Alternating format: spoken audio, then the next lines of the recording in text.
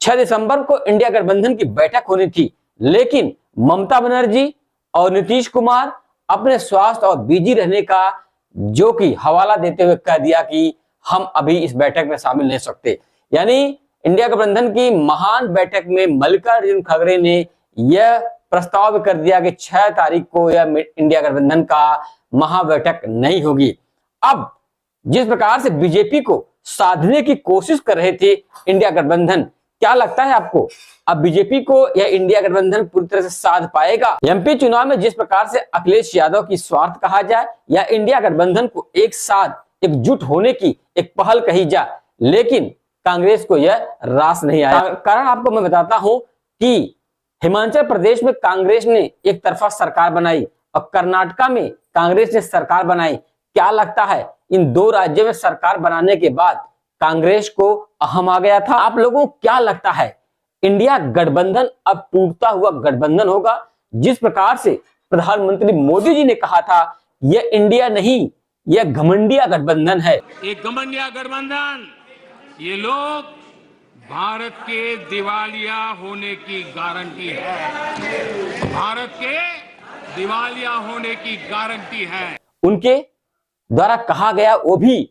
लोकसभा में, यह देश हित की बात नहीं कर सकता, यह घमंडिया गठबंधन है।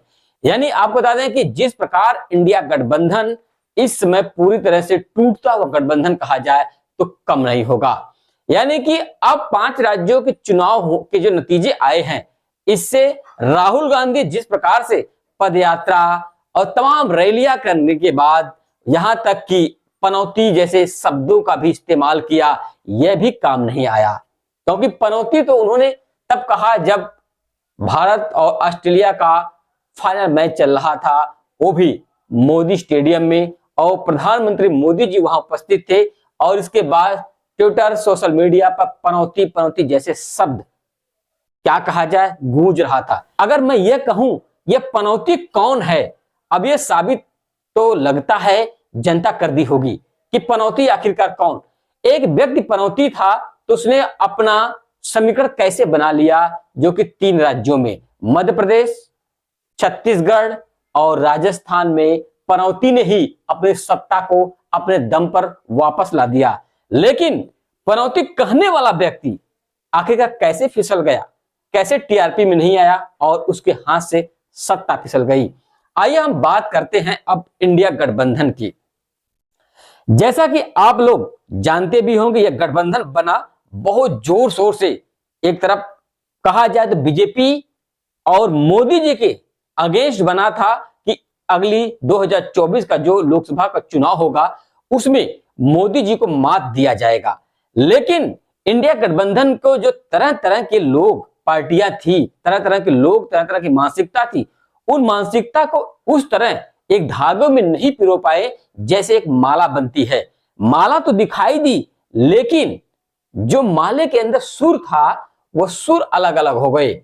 यानी आपने एमपी में अखिलेश यादव के साथ इंडिया गठबंधन के घटक दल होने के बाद भी कमलनाथ ने जो जवाब दिया अखिलेश वखलेश, इससे इंडिया गठबंधन पर असर पड़ा और कमलनाथ अपनी सत्ता गंवा बैठे एमपी में बनाने से। उनकी शरद पवार, ममता बनर्जी, केसीआर और अखिलेश यादव, नीतीश कुमार, ये तमाम जो बड़े बड़े नेता हैं, इनके स्टैनलिस्ट, ये बड़े बड़े नेता जो हैं मिलकर के एक समीकरण तो बनाए, पार्टी के नाम को लेकर के, इस संगठन को नाम को लेकर के तमाम तरह की अटकलें लगाई जा रही थी, तमाम तरह की बातें की गई, लेकिन यह गठबंधन मजबूत क्यों नहीं हो रहा है?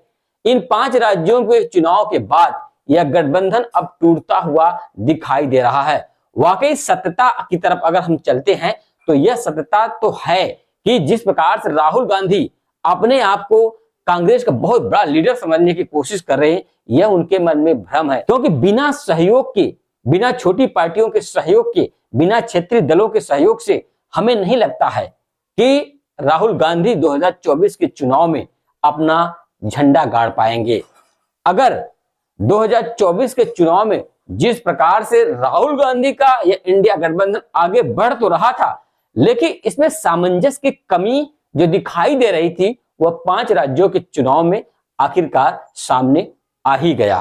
कांग्रेस का कोई भी नेता किसी भी घटक दल पर कुछ भी बोल सकता है और उनके राष्ट्रीय अध्यक्ष के नेता उस पर किसी प्रकार की टिप्पणी नहीं आएगी।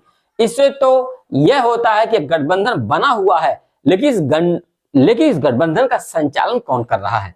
इस गठबंधन का संचालन में कहीं ना कहीं बहुत कमियां दिखाई दे रही है। राहुल गांधी के कमान हाथों में है या मल्लिकार्जुन खड़गे के हाथों में है, या इनके जो छोटे छिटपुटिया नेता हैं वो कुछ भी आए दिन ट्विटर सोशल मीडिया पर बोल जाते हैं और राष्ट्रीय स्तर के नेता मल्लिकार्जुन खड़गे, कांग्रेस के इतने बड़े नेता, उनके द्वारा भी कोई बयानबाजी नहीं आती है। और दूसरी बात, अब क्या लगता है कि इंडिया गठबंधन जिस प्रकार से मोदी जी ने कहा यह घमंडिया गठबंधन है, क्या अब यह कहा जाए यह टूटता हुआ गठबंधन है या बिखरता हुआ गठबंधन है, बिना मेल जोल का गठबंधन है, बिना सामंजस्य का गठबंधन है और बिना एक सुर का गठबंधन है और इसमें कोई भी कुछ बोल देगा इसका, और बिना नायक का गठबंधन है? क्योंकि अब लगता है कि यह गठबंधन धीरे धीरे 2024 की राह से पहले ही विफलता और असफलता की तरफ बढ़ता दिखाई दे रहा है।